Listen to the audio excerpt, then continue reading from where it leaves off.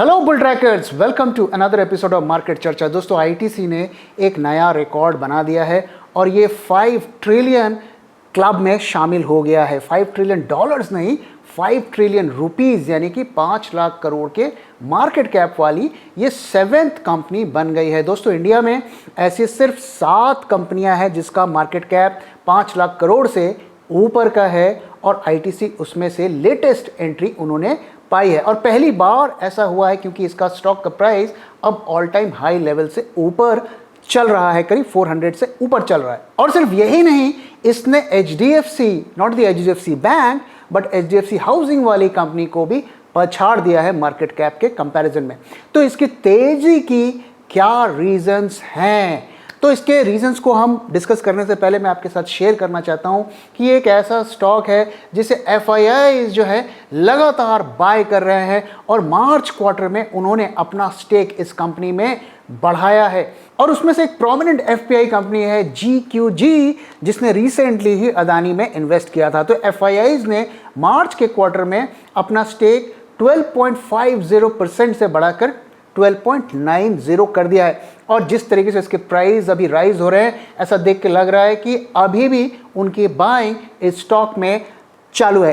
तो share price में इतनी बढ़त हमें देखने को क्यों मिल रहा है और क्यों FPI इसमें खरीद रहे हैं? तो पहला तो चीज़, जैसा कि मैंने पहले आपके साथ शेयर किया था और आपने और जगह से भी सुना होगा कि इसमें एक डीमर्जर की पॉसिबिलिटी है कि FMCG कंपनी को इससे निकालकर अलग किया जा सकता है। काफ़ी टाइम से मार्केट ये जो है इसके एक्सपेक्टेशन में बैठा है, लेकिन वो फिलहाल होता हुआ अभी नहीं दिख रहा है। कंपनी ने कहा है कि वो इसमें कोई हड़बड़ी नहीं करेंगे। तो अगर ऐसा होता है तो कंपनी में री रेटिंग हो सकती है और अगर दूसरे FMCG से कंपेयर करें तो इसकी जो वैल्यूएशन है वो डबल हो सकती है। तो एक तो ये कारण है और ये लॉन्ग टर्म का कारण है, शॉर्ट टर्म का नहीं है। दूसरा कारण ये है कि अगर हम वैल्यूएशंस को कंपेयर करें, अगर FMCG के वैल्यूएशंस को कंपेयर करें तो ये आधे वैल्यूएशंस पर ट्रेड हो रहा है। HUL जहां पर 67 टाइम्स ट्रेड हो रहा है तो ITC अभी भी 33 टाइम्स हो रहा है। तो अगर आप इसे जो थोड़ी भी अगर इसको री रेट करेंगे तो इसका स्टॉक प्राइस और भी यहां से बढ़ सकता है। और तीसरा जो कारण ये है कि जो FMCG के अगर आप पूरे सेक्टर की परफॉर्मेंस देखें तो वहां पे कुछ कंपनीज जो हैं वो तो अच्छा कर रहे हैं, उनके स्टॉक प्राइस अच्छा कर रहे हैं, लेकिन कुछ जो है अच्छा नहीं कर रहे। एक जो है पूरा कॉन्ट्राडिक्टरी पिक्चर हमें वहां पे देखने को मिल रही है। फॉर एग्जाम्पल, अगर आप नेस्ले को लीजिए और गोदरेज कंज्यूमर को लीजिए तो उसमें हमें अगर पिछले साल देखिए तो उनके शेयर प्राइस में हमें अच्छा ग्रोथ देखने को मिला है। और वहीं अगर आप जो है डाबर, बजाज, इन कंपनीज को देखें तो वहां पर, या इमामी को देखें तो वहां पर हमें नेगेटिव ग्रोथ उनके स्टॉक प्राइस में देखने को मिला है। तो जब FMCG एक सेक्टर है, वो एक तरीके के प्रोडक्ट्स बनाते हैं, तो ऐसा क्यों है, ये डाइवर्स हमें परफॉर्मेंस क्यों देखने को मिल रहा है? उसकी बड़ी वजह क्या है कि जो FMCG की कंपनियां अर्बन सेक्टर्स, शहरों में अपने प्रोडक्ट्स को ज़्यादा बेचती हैं, उनका स्टॉक प्राइस बढ़ रहा है। और जो कंपनीज जो है रूरल सेक्टर में, रूरल एरियाज़ में अपने प्रोडक्ट्स को ज़्यादा बेचती हैं, उनका शेयर प्राइस गिर रहा है।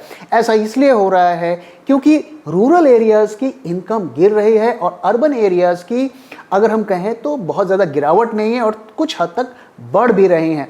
इसलिए आप देखिए नेस्ले का और गोदरेज का और ITC का, इनके शेयर बढ़ रहे हैं, लेकिन जो दूसरे एंड पे हैं बजाज, इमामी, इनके जो स्टॉक्स हैं वो उतने अच्छा परफॉर्म नहीं कर रहे हैं। तो अगर इन कंपनीज का अगर आप रूरल और अर्बन मिक्स देखेंगे इनके सेल्स का, तो बजाज, डाबर, इमामी, इनका जो है 45 to 50% सेल्स रूरल एरिया में होता है। वहीं गोदरेज और नेस्ले का करीब 25 to 28% ही सिर्फ रूरल में जाता है। तो इनका मेजॉरिटी सेलिंग जो है अर्बन एरियाज में होती है। इसलिए ये स्टॉक्स जो हैं 5 से 10% का इन्होंने ग्रोथ दिया है और बजाज, डाबर, ये जो है 6 to 10% का इन्होंने जो है लॉस दिया है अगर पिछले एक साल में हम देखें।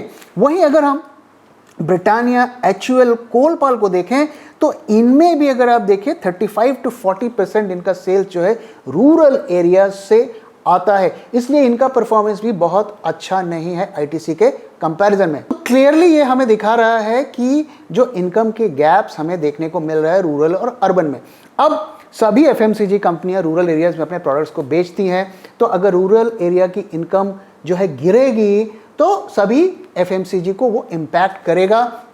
और आईटीसी थोड़ा बेटर प्लेस्ड है, क्योंकि एक तो अगर एफएमसीजी सेक्टर से हम कंपैरिजन करें तो इसकी वैल्यूएशन लो है, दूसरी इनकी जो दूसरे सोर्स ऑफ रेवेन्यू है होटल्स, सिगरेट्स, वहाँ से जो है यहाँ के लॉस की जो भरपाई भी हो सकती है। और वहाँ पर अगर आप देखें तो ये मेनली जो है अर्बन एरियाज़ में ये बिजनेस ज़्यादा फोकस्ड हैं।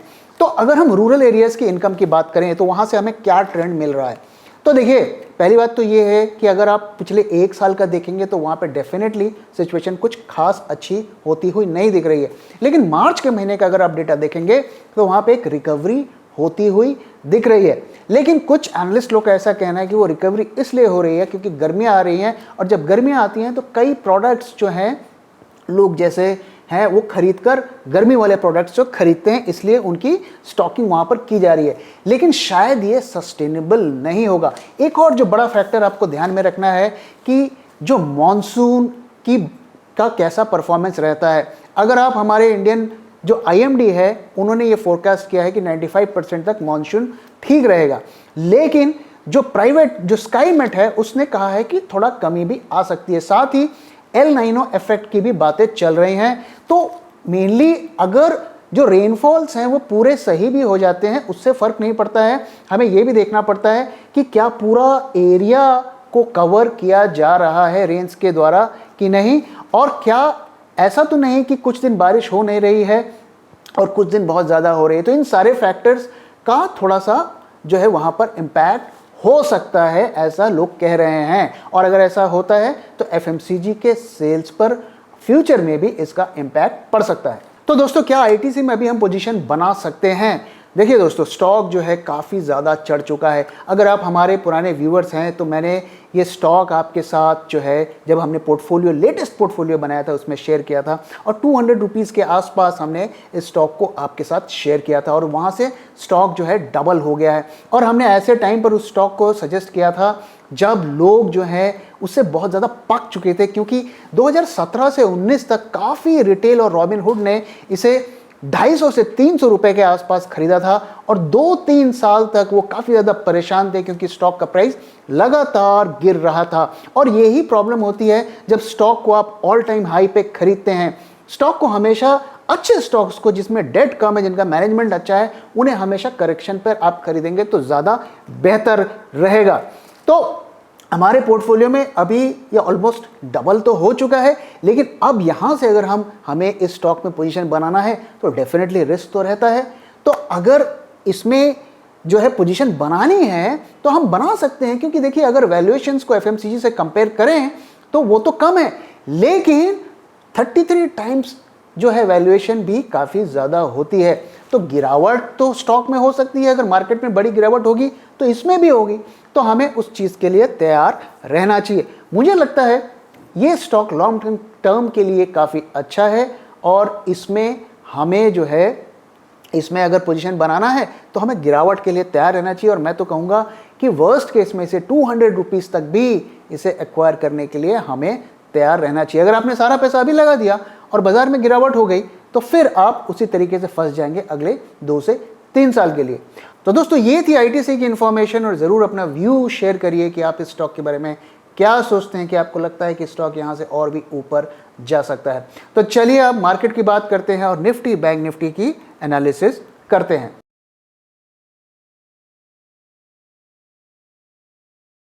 निफ्टी बैंक निफ्टी की एनालिसिस को शुरू करते हैं। सबसे पहले हम ऑप्शन चेन की एनालिसिस करेंगे, और हम 2 स्ट्राइक पर फोकस करेंगे, 17,700 और 17,600। तो 17,700 ये स्ट्राइक है और 17,600 ये स्ट्राइक है। तो ये जो ऊपर वाला चार्ट आप देख रहे हैं वो 19 का है, 19 अप्रैल का, और ये जो नीचे वाला चार्ट है ये 21 का है।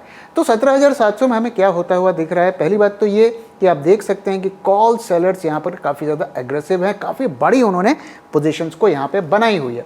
लेकिन अगर हम 19 से आज के डेटा को कंपेयर करें तो वहाँ पर हमें क्या दिख रहा है? वहाँ पे हमें दिख रहा है कि पुट सेलर की जो पोजीशन है, जो ग्रीन बार अगर आप देखिए तो ये फिक्स्ड है, ये करीब 1 लाख से थोड़ा कम 19 को भी था और आज भी था। तो पुट सेलर्स ने अपनी पोजीशन में ज़्यादा छेड़छाड़ नहीं की है, बट कॉल सेलर्स ने करीब 30 लाख कॉन्ट्रैक्ट्स अपने काटे हैं। हालांकि अभी भी उनका नंबर यहाँ पे ज़्यादा है अगर आप देखिए, लेकिन उन्होंने भी अपनी पोजीशंस काटी है क्योंकि मार्केट्स रेंज में चल रहे हैं, तो थोड़ी सी स्वाभाविक है उनको नर्वसनेस होना, क्योंकि ऑप्शन सेलर्स काफ़ी ज़्यादा बड़ा रिस्क लेता है।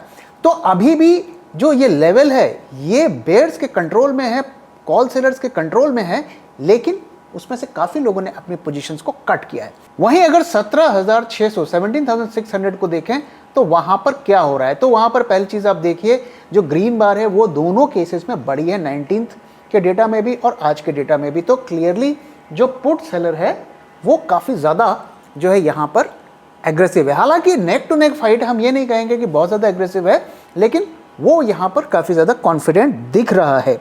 और यहाँ पे अगर हम कंपेयर करें 19 से 21 में, तो वहाँ पर क्या चेंज होता हुआ दिखा है, तो दोनों ने अपनी पोजीशंस को कट किया है।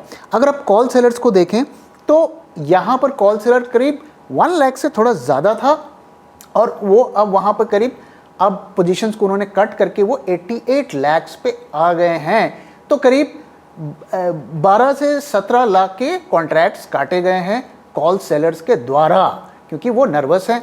वहीं अगर पुट सेलर्स को देखें तो उन्होंने भी अपनी पोजीशंस को कट किया है। 1.4 करोड़ से उन्होंने अपनी पोजीशंस को 1.05 करोड़ तक कर दिया है। तो ज़्यादा पोजीशंस अगर आप देखिए तो पुट सेलर्स ने भी काटी है, हालांकि दोनों के केस में कट होता हुआ दिख रहा है।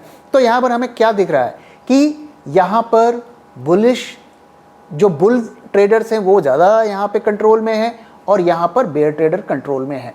ऑब्वियसली ऐसा होता है जब हम करंट प्राइस के आसपास की स्ट्राइक्स को लें तो हमें यही पैटर्न दिखता है, लेकिन दोनों केसेस में हमें ऐसा दिख रहा है कि लोग अपनी पोजीशंस को कट कर रहे हैं, बहुत ज़्यादा नहीं लेकिन कट करते हुए दिख रहे हैं। तो ये हमें क्या बता रहा है, अनसर्टेनिटी, और ऐसा लग रहा है कि वो ट्रेंड को लेकर श्योर नहीं है। इस डेटा को अगर हम देखें तो उससे हमें यही पिक्चर देखने को मिलती है। यहाँ पे हम अगर डे वाइज ओआई की पोजीशन देखें, तो अगर हम इंडेक्स ऑप्शंस को देखें जिसमें हमने सिर्फ निफ्टी और बैंक निफ्टी के ओआई को ऐड किया है, तो वहाँ पर हमें क्या पैटर्न दिखता है। दोस्तों, मैंने आपके साथ पिछले वीडियो में जब हमने इसको डिस्कस किया था, वहाँ पर मैंने आपसे कहा था कि किस तरीके से कॉल का ओआई यहाँ पर बढ़ता हुआ दिख रहा है, और ये क्लियर इंडिकेशन है कि बेयर्स जो हैं ज़्यादा हावी होने वाले हैं, और वही हमें मार्केट में होता हुआ भी दिखा। और कल का दिन अगर आप देखिए, कल को एक्सपायरी थी, इसमें से हमने जो उस दिन के जो ऑप्शंस एक्सपायर हो रहे थे उनको निकाल दिया, तो वहाँ पर हमें क्या पिक्चर दिखती है, नेक टू नेक फाइट। तो बुल्स और बेयर्स, कॉल सेलर्स और पुट सेलर्स दोनों जो हैं टक्कर में हमें वहाँ दिख रहे हैं, अगर हम उस दिन के एक्सपायर्ड पोजीशंस को डेटा से निकाल दें। अगर आप उसे रखेंगे तो आपको कुछ और पिक्चर दिखेगी। और उसके बाद आज मार्केट खुलता है, फ्रेश सीरीज शुरू होती है, और यहाँ पे आप देखिए, हालांकि मार्केट रेंज बाउंड रहा, लेकिन यहाँ पे कॉल सेलर्स ने ज़्यादा पोजीशन बनाई। तो यहाँ पर भी अगर आप देखें तो वही ट्रेंड जो है, कॉल सेलर्स का बढ़ता हुआ ट्रेंड हमें यहाँ पर विजिबल है। तो अगर हम डे वाइज डेटा में देखें तो हमें यहाँ पर थोड़ा बियरिश बायस नज़र आता है। अब आइए दोस्तों, जरा एक चार्ट की स्थिति देख लेते हैं कि वहाँ पर क्या है। तो क्लियरली आप देख सकते हैं कि पिछले 3 दिनों से मार्केट बहुत ही एक नैरो रेंज पे चल रहा है, और अगर यहाँ पर आप वॉल्यूम देखिए तो वॉल्यूम भी एवरेज से कम होता हुआ हमें दिख रहा है। अब मैंने आपके साथ पहले भी शेयर किया था कि मार्केट यहाँ पर ऑल टाइम हाई के आसपास था, और आप देखिए कितना बड़ा यहाँ पर वॉल्यूम का कैंडल बना है, एवरेज से ऊपर बना है। तो ये क्लियरली शो करता है कि हायर लेवल पर सेलिंग हुई थी। और उसी तरीके का पैटर्न आप यहाँ देखिए कि यहाँ पर हाई वॉल्यूम बना नीचे के लेवल पर, तो ये क्लियरली हमें बताता है कि यहाँ पर काफ़ी जो है पोजीशंस बनाई गई, बुलिश पोजीशंस बनाई गई, क्योंकि उसके बाद मार्केट राइज होता है वो हमें दिखा है। तो जब नीचे वॉल्यूम ज़्यादा होता है तो वो अक्सर बुलिश हमें इंडिकेशन देता है, और जब ऊपर में वॉल्यूम ज़्यादा होता है तो वो रिवर्सल का जो है हमें क्लू देता है। हालांकि इसे हमें दूसरे इंडिकेटर्स के साथ भी कंफर्म करना होता है। तो अब यहाँ पे अगर आप चार्ट पैटर्न देखें तो यहाँ पर हमें क्या नेक्स्ट होता हुआ दिख रहा है। देखिए, जब इस तरीके का कंसोलिडेशन होता है तो यहाँ पे ये एक बियरिश कंसोलिडेशन होता है। जब भी स्टॉक ऊपर जाकर ऐसे होकर ऐसा पैटर्न बनाता है तो ये एक इंडिकेशन होता है कि मार्केट नीचे के तरफ, मतलब नीचे के फोर्स उस पर ज़्यादा एक्टिव हैं। और आप देखिए 1 2 3 4 5 रेड कैंडल्स भी बने हुए हैं, तो क्लियरली सेलिंग हो रही है। हाँ, धीरे धीरे हो रही है, बहुत एग्रेसिवली नहीं हो रही है। अब यहाँ से क्या पॉसिबिलिटी है, तो पॉसिबिलिटी यहाँ पर दोनों तरफ की हैं। एक पॉसिबिलिटी बाउंस की भी बनती है कि ये थोड़ा सा यहाँ पर बाउंस दे सकता है, लेकिन ये सस्टेन नहीं होना चाहिए, ये यहाँ से इसको नीचे ही आना चाहिए। तो एक तो यह कि ऊपर जाके नीचे आ सकता है, और एक हमें यहाँ से भी डायरेक्ट फॉल होता हुआ हमें दिख सकता है। तो अगर आप एक शॉर्ट टर्म के ट्रेडर हैं और सडनली मार्केट अगर ऊपर का राइज देता है, तो आपको अपनी पोजीशंस को कट भी करना पड़ेगा, क्योंकि 150-200 पॉइंट निफ्टी में मूव करना कोई बड़ी बात नहीं है। हमने आपके साथ शेयर किया था कि निफ्टी में हमारा जो एल्गो है वो सेल सिग्नल दे रहा है, सेल चल रहा है। मैंने आपके साथ सेल की एक स्ट्रैटेजी भी आपके साथ शेयर की थी। तो अगर हमने यहाँ पे सेल की पोजीशन बनाई है, अगर आप हेजिंग करके कर रहे हैं तो आप लंबे अवधि तक आप उसे होल्ड कर सकते हैं। लेकिन अगर आपने हेज नहीं किया है ड्यू टू एनी रीजंस, तो हमें ज़्यादा ऊपर तक वेट नहीं करना है। हमारा जो एग्जिट जोन है जिसे हम स्टॉप लॉस ले सकते हैं वो है 17,639। इसमें आप प्लस माइनस जो है 20-30 पॉइंट्स ऐड कर सकते हैं। तो हमारे करंट लेवल के आसपास है ये लेवल। तो अगर इसको क्रॉस करके सस्टेन करता है और आपने हेज नहीं किया हुआ है, तो इट इज़ बेटर कि आप पोजीशंस को कट कर लें, और एक बार फिर जब ये लेवल ब्रेक करके नीचे आए तो फ्रेश बेरिश पोजीशन पे एंटर करें। इस वक्त मुझे नहीं लगता कि यहाँ पर बुलिश पोजीशंस बनाना एक बहुत अच्छा आइडिया होगा। हमें नीचे की तरफ ही देखना है, लेकिन हमें एक जो सडन राइज है, अनएक्सपेक्टेड जंप है, उसके लिए भी अपने आप को तैयार करके रहना चाहिए। अगर हम बैंक निफ्टी में देखें तो वहां पर क्या हमें दिख रहा है, देखिए बैंक निफ्टी जो है थोड़ा अनप्रेडिक्टेबल है। हालांकि उसमें ज़्यादा गिरावट हो रही है निफ्टी से, लेकिन वो थोड़ा अनप्रेडिक्टेबल, उसके जो ट्रेंड्स है ना, हमें ऐसे इशारे कर रहे हैं कि उसमें एक ऊपर का राइज भी हो सकता है। तो इस वजह से उसके लिए उसमें भी हमें नीचे की तरफ ही देखना है। बट अगर मुझे आप चॉइस देंगे तो मैं निफ्टी में ट्रेड करना पसंद करूँगा नीचे की तरफ। और इसमें जो हमारा लेवल है 42,357, ये हमारा लेवल, अगर नीचे की तरफ हमें पोजीशन बनानी है तो इस लेवल पे हमें एग्जिट करना है। इस लेवल से ऊपर हमें शॉर्ट्स को कैरी नहीं करना है, क्योंकि हमें वहाँ पर एक सडन जंप भी देखने को मिल सकता है। तो दोस्तों, इसी के साथ इस वीडियो को मैं यहाँ पे ख़त्म कर रहा हूँ। Thank you very much for time and thank you for watching.